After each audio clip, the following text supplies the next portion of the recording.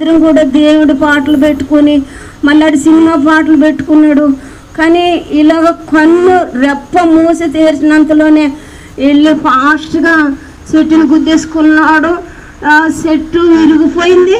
పొలంలోకి 3 పల్టీలు వేసేసింది. మరి దేవుడు ఆ పల్టీ కొట్టినప్పుడే నా తలకి దెబ్బ తోలేసి అతని రెక్కల కింద నేను కాపాడుకున్నాడు.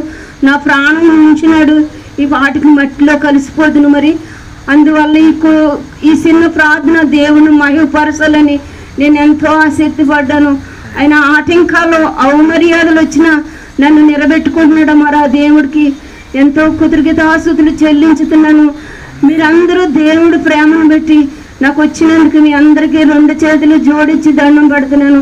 నా కుటుంబం పట్లని, నా ఆటంకాల పట్లని, నేను చేసే కర్రల వ్యాపారం గురించి, నేను చేసే ప్రతి బిజినెస్ పెట్టలని అయ్యా ఎందరో నీ బతికించని నన్ను యాల చేసినా నేను మాత్రం దేవుణ్ణి లేదు. నేను ఏది అడిగినా తను ఇస్తానే ఉన్నాడు. మరి నా కొడుకులు 2 హాస్పిటల్లో ఉన్నా అందరూ వచ్చి రకరకాలు గాయపరిచారు. నేను మాత్రం దేవుణ్ణి వెళ్ళలేదు.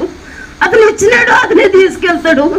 మా పట్ల అతనికి ఎలాగుంటే అలాగే జరుగుతుంది. నేనేం పాపం చేయలేదు, పాపం నుంచి విడిపిస్తానన్నాడు నా దేవుడు. అలాగే జీవిస్తాను. అలాగనేసి నేను అక్కడ హాస్పిటల్ని కూడా, చర్చ్ హాస్పిటల్ని కూడా నేను సాక్ష్యం చెప్పాను. ఈరోజైనా నా తల్లి అయినా నా అన్నదమ్ములైనా నన్ను గాయపరుస్తారు.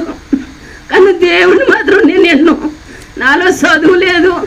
మీరందరూ నా గురించి ప్రార్థన చేయండి. మంచి ఆరోగ్యం వచ్చేలాగా, ఎన్నిపోసంతా మెడ జీవులు నస్తున్నాయి.